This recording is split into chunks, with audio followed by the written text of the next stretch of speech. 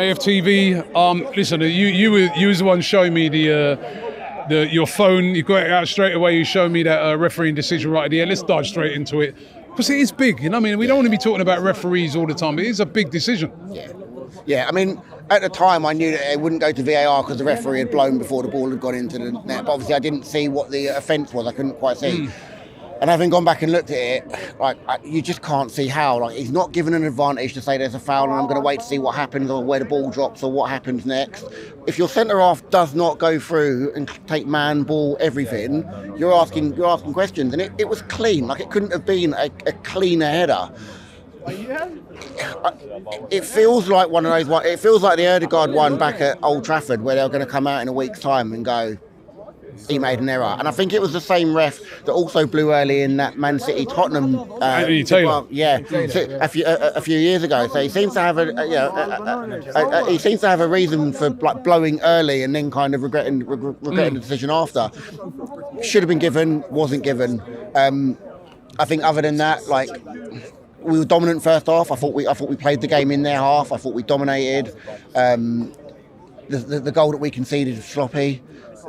Kind of puts you on the back burner a little bit, but then you go ahead and you get another one. I think we all looked at the team line-up beforehand and thought Partey thought he was exceptional today. I think they tried to target him with that diagonal ball. I think he dealt with it every single time. I think one of the things that's probably not been mentioned enough today is Ben White. I don't think anybody's here. And there isn't a single person here today talking about missing Saliba or anything like that. I think Ben White. Centre back? I think it was. I think he silently just dealt with everything that was, and that's exactly it. And I think that relationship that he's got with Saka. If he's in his right back position, that ball probably goes further down the line because he's a bit more centrally. The ball's played in a bit more of a dangerous angle. So I think it worked really well. I think he was exceptional today. I think Marino was good. I think again, once he starts to get used to it, the angle that he gives you with his left foot, a bit of balance in the middle of the park. I think there were some people there today that I was looking at for big games. Martinelli, I'm looking for a big game from him. Trossard, I'm looking for a big game from him. Marino, looking for a big game from him. I got an okay game from Trossard. I got a good game from Marino. Martinelli's a bit of a frustrating one. Again, that situation where their second goal comes from we're going up one end, you lose the ball, and then 30, 40 seconds later it's in the back of your net. Bournemouth, big chance. Minute later, ball's in the back of your net. Very, very, very fine margins. And I know that everyone's saying, this is going to happen with the league and we've blown the league. And I find it fascinating that the pundits are all talking about every game that Arsenal play is a must-win game. It's must-win for Arsenal. It's must-win.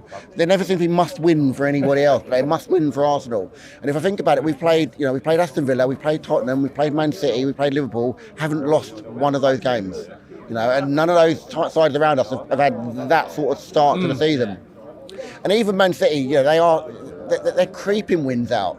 Since they've lost Rodri, a draw with us, Fulham, Wolves, Southampton, 1 goal. They're winning by 1 goal margins. They're not flying. So for some reason, everyone's looking at us and going, Arsenal aren't firing all cylinders. Arsenal aren't this.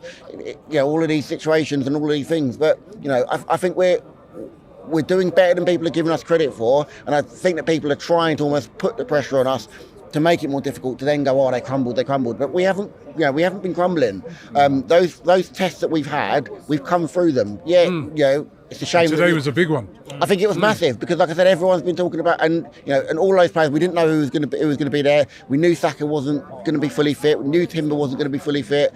Again, the back line at the start of the game, you're looking at it going questions, and then as players start dropping like flies, and with Gabriel and Timber, they both went down a couple of times, which made me think they're worse than they've tried to play on, and they just can't play on. So we've got a week to kind of get through to see the Newcastle game. But for me, it's positive today. I think that there's a lot of people talking about us and the things that we're doing, and not necessarily giving the same level of critique to other sides.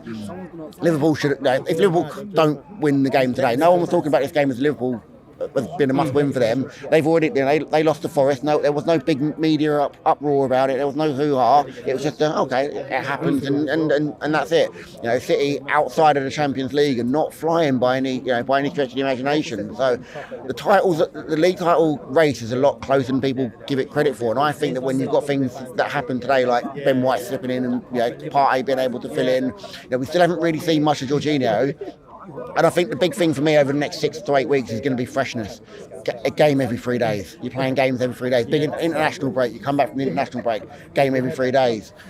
So we just need to make sure we're managing the squad. I know Arteta's getting a lot of stick about his inability to use the youth. You know, Wanyeri and Lewis Kelly come on today. Lewis Kelly's come on today ahead of Zinchenko. You could easily go and put a senior pro on like Zinchenko. Doesn't. You know, Wanyeri's played away at White Hart Lane. Lewis Kelly comes on away at the Etihad.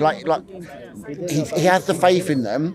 We just have to make sure we're managing the freshness over the next 8 weeks. And I think if we can get through that period, I think we go on a massive run. And I think I'm still very, very, very confident we win the league this season.